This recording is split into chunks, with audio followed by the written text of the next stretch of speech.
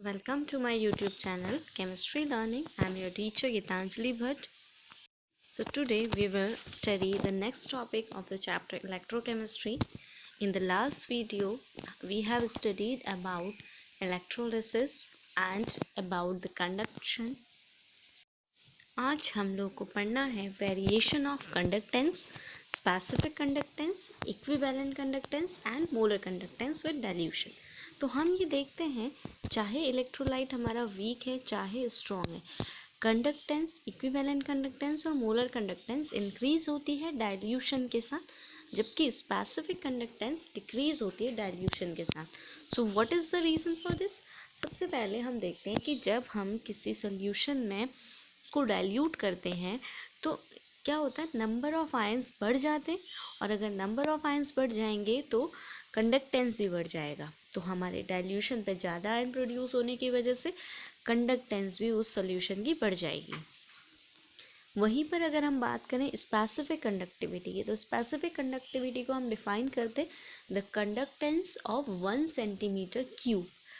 तो 1 centimetre cube में जो कंसंट्रेशन होगी किसी भी इलेक्ट्रोलाइट की उसको स्पेसिफिक कंडक्टेंस कह देते हैं। तो जो स्पेसिफिक कंडक्टेंस है, हम कह रहे हैं कि अगर हम डाइल्यूशन करेंगे तो उस पर्टिकुलर एरिया में यानी कि 1 सेंटीमीटर क्यूब एरिया में जो नंबर ऑफ पार्टिकल्स होंगे वो डिक्रीज हो जाएंगे।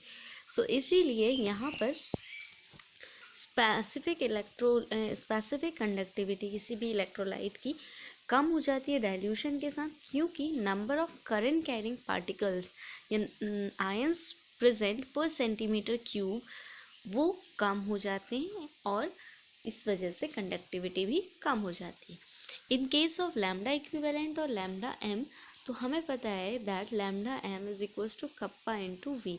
Same for the lambda equivalent. तो यहाँ पर अगर हम इसका डाइल्यूशन कर रहे हैं तो यहाँ पे वॉल्यूम बढ़ेगी, और वॉल्यूम हमें पता है बढ़ रही है, और कंडक्टेंस हमारी कंडक्टिविटी अभी हमने देखा ये डिक्रीज होती है। तो एक बढ़ रहा है एक घट रहा है, तो ज़्यादा एक्सटेंट जिसका होगा उसी का इफेक्ट डायरेक्ट इस पर पड़ेगा। तो यहाँ पर वॉल्यूम ज़्यादा बढ़ती है in comparison to conductivity. Conductivity उस कंपैरिजन में इसका जो एक्सटेंट होता है डिक्रीमेंट का वो कम होता है। तो इंक्रीमेंट अगर ज़्यादा हो रहा है तो ये लैम्डा एम भी क्या हो जाएगा, ज़्यादा हो जाएगा। तो डाइल्यूशन के साथ मोलर कंडक्टिविटी और इक्विवेलेंट कंडक्टिविटी इंक्रीज होती है। फिर हम इसके बाद देखते हैं variation of molar conductivity for strong electrolyte and weak electrolyte. Strong electrolyte और वीक इलेक्ट्रोलाइट के लिए देख लें तो सबसे पहले जब हम बात करते हैं इलेक्ट्रोलाइट्स की, किसी भी इलेक्ट्रोलाइट में कंडक्शन होता है due to the presence of ion in it. तो यहाँ पर स्ट्रॉन्ग इलेक्ट्रोलाइट के लिए एक इक्वेशन है हमारे पास, lambda M C is equals to lambda M nought minus A under root C. ये इस इक्वेशन को हम डिबय-हकल ऑन-सैगन इक्वेशन कहते हैं। ये हमारी स्ट्रॉन्ग इलेक्ट्रोलाइट्स के लिए। तो जब हम इस इक्वेशन में ग्राफ बनाते हैं with comparing this y equals to C minus M X, ये हमारी इक्वेशन होती है। तो यहाँ पर y एक्सिस पर हम लैम्डा एम सी ले लेंगे, x एक्सिस पर अंडर रूट सी ले लेंगे, minus M which is slope will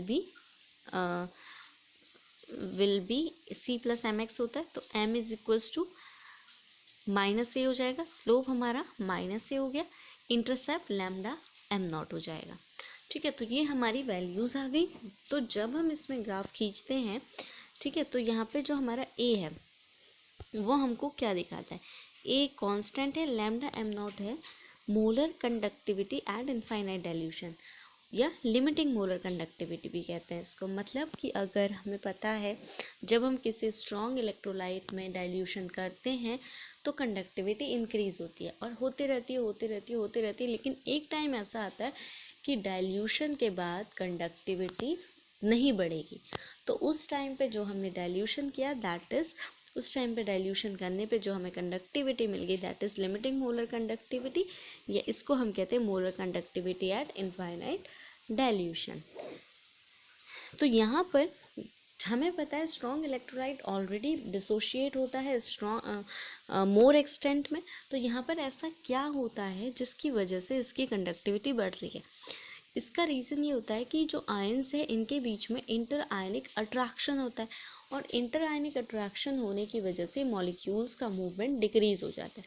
but अगर हम इसमें डाइल्यूशन कर दें तो ये एक दूसरे से दूर दूर हो जाते हैं आयंस, और इसकी वजह से इसमें मूवमेंट बढ़ जाता है। और अगर मूवमेंट बढ़ जाएगा तो मूवमेंट बढ़ने की वजह से कंडक्टेंस भी बढ़ जाएगी। अब यहीं पर अगर हम वीक इलेक्ट्रोलाइट की बात करें तो वीक इलेक्ट्रोलाइट के लिए क्या होता है? वीक इलेक्ट्रोलाइट के लिए जब हम देखते हैं तो वीक इलेक्ट्रोलाइट हमें पता है कम एक्सटेंट में डिसोशिएट होता है, ठीक है। तो यहाँ पर इसके लिए इसको हम जैसे ग्राफ से देखते हैं, तो इस ग्राफ में हमने क्या किया, स्ट्रॉन्ग इलेक्ट्रोलाइट और वीक इलेक्ट्रोलाइट के लिए एक ग्राफ खींचा, ठीक है, बिटवीन √c और लिमिटिंग मोलर और मोलर कंडक्टिविटी के बीच में √c, और यहाँ पे हमने लैम्डा m ले लिया है, ठीक है। लैम्डा m लिया है। जो हमारा स्ट्रॉन्ग इलेक्ट्रोलाइट होगा ये डाइल्यूशन के साथ इसकी जो कंडक्टिविटी होगी वो बढ़ रही है, ठीक है। इधर को अगर कॉन्सेंट्रेशन बढ़ रही है तो इस डायरेक्शन में हमारी मोलर कंडक्टिविटी बढ़ेगी, ठीक है। इस डायरेक्शन में डाइल्यूशन बढ़ेगा। तो अगर इस डायरेक्शन में डाइल्यूशन हमारा बढ़ रहा है तो डाइल्यूशन के साथ साथ हमारी कंडक्टिविटी भी इंक्रीज हो रही है, और जहाँ पर ये इस y एक्सिस को टच करेगा this is limiting molar conductivity, जिसको हम लैम्डा नॉट m से रिप्रेजेंट करते हैं, ठीक है। अब इसके बाद अगर हम वीक इलेक्ट्रोलाइट के लिए देखें तो वीक इलेक्ट्रोलाइट के लिए ऑन डाइल्यूशन इसकी जो कंडक्टिविटी है वो धीरे धीरे इंक्रीज हो रही है, लेकिन इसमें एक स्टीप इंक्रीमेंट हमें दिखाई देता है जब ये infinite molar conductivity, limiting molar conductivity के पास इसकी वैल्यू पहुंचने वाली होती है। तो यहाँ पर हम जब इस ग्राफ को आगे एक्स्ट्रापोलेट करते हैं तो ये एक सीधी लाइन मिलती है हमको कि कहीं भी इस y एक्सिस में जाके टच नहीं कर रहा है। तो इसके टच नहीं होने की वजह से हमें इसकी मोलर कंडक्टिविटी यानी कि लिमिटिंग मोलर कंडक्टिविटी को हम कैलकुलेट नहीं कर पाते हैं। तो इसको नहीं कर पाने की वजह से यहाँ पर अब इसकी मोलर कंडक्टिविटी को कैसे कैलकुलेट किया जाए, इसके लिए हम यहाँ पर एक लॉ यूज़ करते हैं जिसको हम कोलरॉश लॉ कहेंगे। तो इससे पहले हम एक क्वेश्चन कर लेते हैं। क्वेश्चन है हमारा कि the lambda m of KCl at different concentration at 298 Kelvin are given below। तो मोलर कंडक्टिविटी दे रखी है हमको KCl सॉल्यूशन की डिफरेंट कॉन्सेंट्रेशन पर, ठीक है। ये है हमारा क्वेश्चन। तो ये हमको इसकी मोलर कंडक्टिविटी गिवन है, यहाँ पे हमको मोलर कंडक्टिविटी दी है, 4 हमने कॉन्सेंट्रेशंस ली हैं ये, और इसमें इनका कंडक्टेंस दी है। तो हमें क्या करना है, दिखाना क्या है हमें यहाँ पे, हमें √c और लैम्डा के बीच में एक ग्राफ खींचना है, और ये दिखाना है कि यहाँ पर एक स्ट्रेट लाइन आनी चाहिए। इसके साथ साथ लैम्डा नॉट m और a की वैल्यू हमें यहाँ पे निकालनी है फॉर द KCl, ठीक है। तो सबसे पहले हम लोग क्या करते हैं, हम लोग इसमें √c और लैम्डा m की वैल्यू को निकाल लेते हैं, ठीक है। इसका अंडर निकाल लेंगे, ठीक है। अंडर ये 4 वैल्यू आ गई, इनके कंडक्टेंस को कैलकुलेट कर लेंगे। इसके बाद इतना निकलने के बाद हम इसमें एक ग्राफ खींचते हैं, ठीक है। ग्राफ कुछ इस तरीके से मिला हमको, और इस ग्राफ की हेल्प से हमें यहाँ पर क्या मिल जाएगी, लैम्डा नॉट m की वैल्यू मिल जाएगी। लैम्डा नॉट m भी मिल गया हमको। अब यहाँ पे ये भी हमने रिप्रेजेंट कर दिया कि यहाँ पर हमें क्या मिल रही है, एक स्ट्रेट लाइन मिल रही है, ठीक है। यहाँ पर हमें क्या मिल रही है, स्ट्रेट लाइन मिल रही है।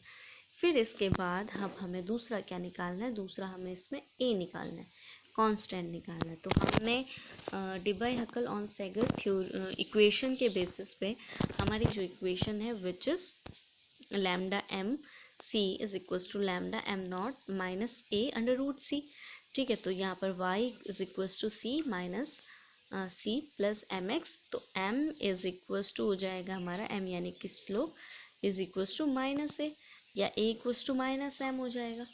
तो तो स्लोप को हम कहते हैं that the slope is equals to delta Y upon delta X. Delta Y upon delta X मतलब y2 minus y1 upon x2 minus x1। तो हमारा x2 x1 क्या है इस ग्राफ में, इट इज़ x2 हमारा हो जाएगा, x एक्सिस पर हम इसको लेते हैं, ठीक है। तो x2 हो जाएगा हमारा 0.034 और x1 हो जाएगा 0। तो x2 माइनस x1 मतलब ये माइनस ये 1 0, और यहीं पर हमारा y2 minus y1, y2 value ये y1 हो जाएगा हमारा 0, ठीक है। y1 इज दिस वैल्यू, ठीक है। ये जो पॉइंट है ये वैल्यू हमारी क्या है y2 और ये हमारा क्या हो जाएगा y1।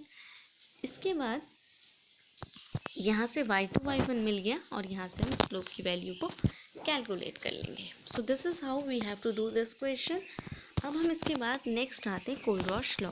कोलरॉश लॉ क्या कहता है, ठीक है। तो कोलरॉश लॉ जैसे कि अभी हमने देखा, जो कोलरॉश था इसने बहुत सारे इलेक्ट्रोलाइट्स के लिए मोलर कंडक्टिविटीज़ को मेज़र किया, ठीक है। और इसने देखा कि हर किसी जो भी ये इलेक्ट्रोलाइट्स ले रहा है उनमें क्या है कॉमन, या तो कैटायन ले लिए या एनायन ले लिए, और उसने इसके बाद उनकी लैम्डा एम नॉट की वैल्यू निकाली, ठीक है।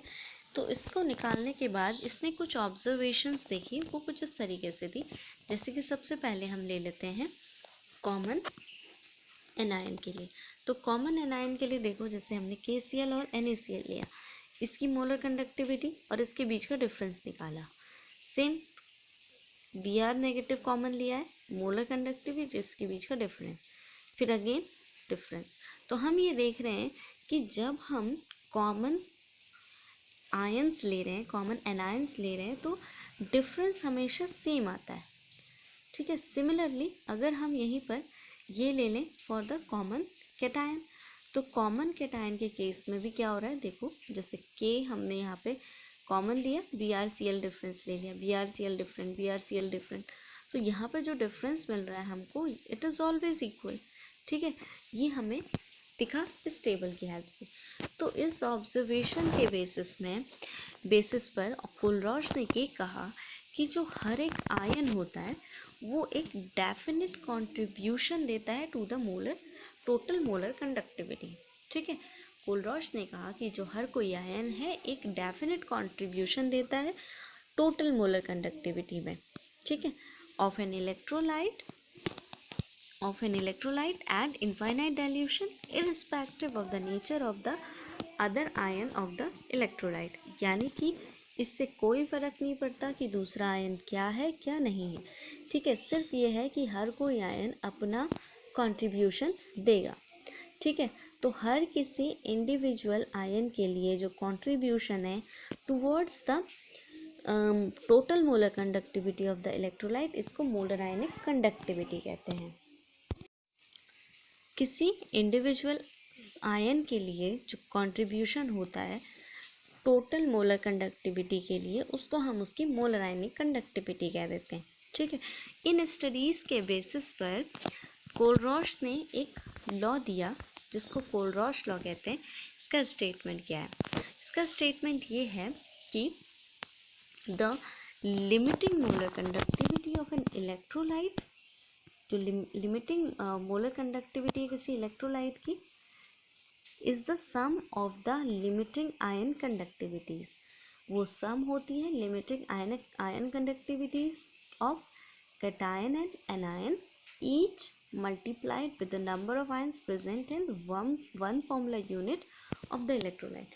तो किसी भी इलेक्ट्रोलाइट की जो लिमिटिंग मोलर कंडक्टिविटी है उसमें जो आयन हैं जैसे कि कैटायन और एनायन, उनकी मोलर कंडक्टिविटी का सम होती है और उसको हम मल्टीप्लाई कर देते हैं जितने नंबर ऑफ आयन उसमें प्रेजेंट है।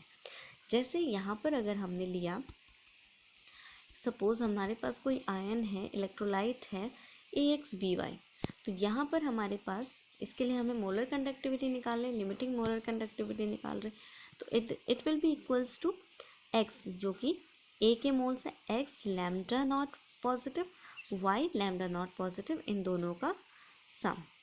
फिर NaCl के लिए भी ऐसे लिख देंगे, lambda naught Na positive lambda not Cl negative का समेशन। लैम्डा नॉट Al2SO4 का होल थ्राइस के लिए क्या लिखेंगे, 2 लैम्डा नॉट Al3 पॉजिटिव, क्योंकि यहाँ पे Al के 2 मोल्स है, SO4 के 3 है, तो SO4 2 नेगेटिव के 3 लिख देंगे, एंड लैम्डा नॉट M।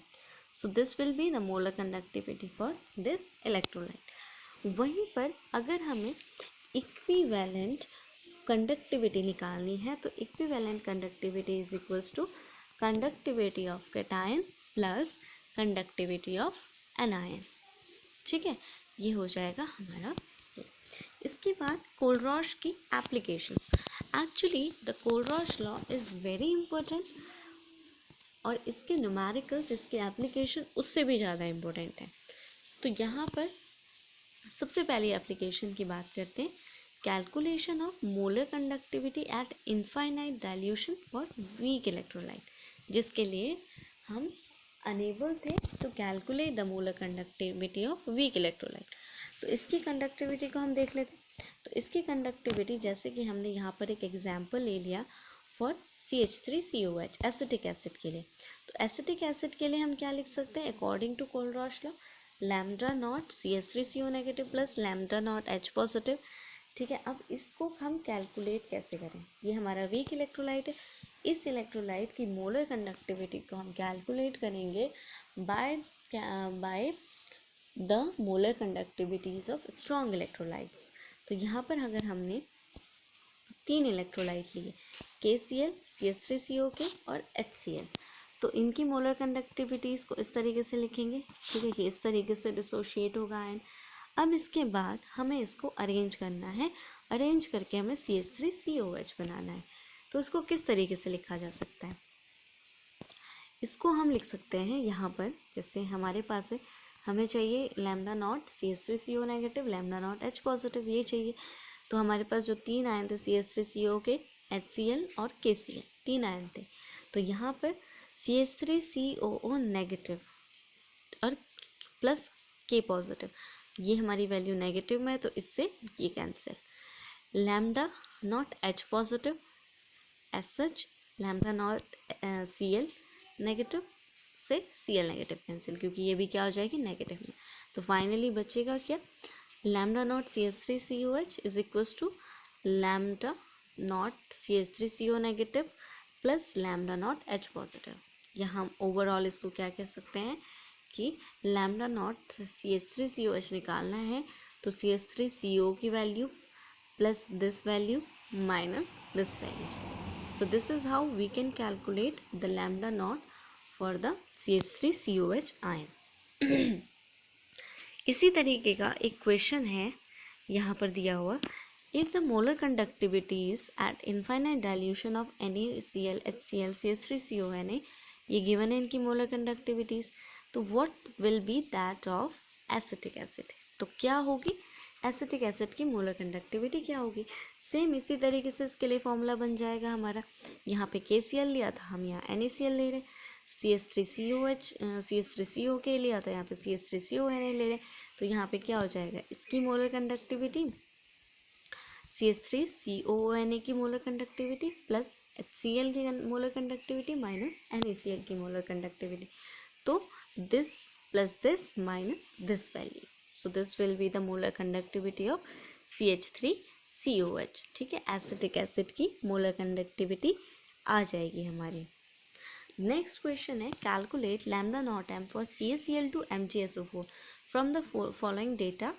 ये डेटा हमको दे रखा है, तो CaCl2 के लिए क्या हो जाएगा, लैम्डा नॉट, इसके लिए क्या हो जाएगा, lambda naught for CaCl2 will be lambda for Ca2 positive, ठीक है, plus lambda for Cl negative, और लैम्डा के कितने, 2, तो यहाँ पर इस वैल्यू को रख देंगे। लैम्डा Ca पॉजिटिव हमारे पास कितना है, 119 प्लस Cl कितने हैं, 2, 2 इंटू 76.3। सेम हमको नेक्स्ट निकालना है for MgSO4, so this value plus this value will be the molar conductivity of MgSO4। Next application इसकी आती है calculation of degree of dissociation. तो डिग्री ऑफ डिसोसिएशन हम लोग पहले भी पढ़ चुके हैं। इसको हम किस तरीके से डिटरमिन करते हैं डिग्री ऑफ डिसोसिएशन को। तो डिग्री ऑफ डिसोसिएशन है हमारी आर्हेनियस थ्योरी के अकॉर्डिंग हम कहते हैं कि इलेक्ट्रोलिटिक डिसोसिएशन जो आर्हेनियस थ्योरी है इसकी, increase in the molar conductivity with dilution is due to the dissociation of the electrolyte, और molar conductivity at infinite dilution maximum होती है क्योंकि वहाँ पर dissociation almost complete हो चुका है। तो अगर हमने माना कि हमारे पास कोई इलेक्ट्रोलाइट है, उसकी molar conductivity lambda M C है किसी सॉल्यूशन की एट कॉन्सेंट्रेशन सी, और लैम्डा नॉट एम की जो कॉन्सेंट्रेशन है मोलर कंडक्टिविटी है इनफाइनाइट डाइल्यूशन वो है हमारी लैम्डा नॉट एम।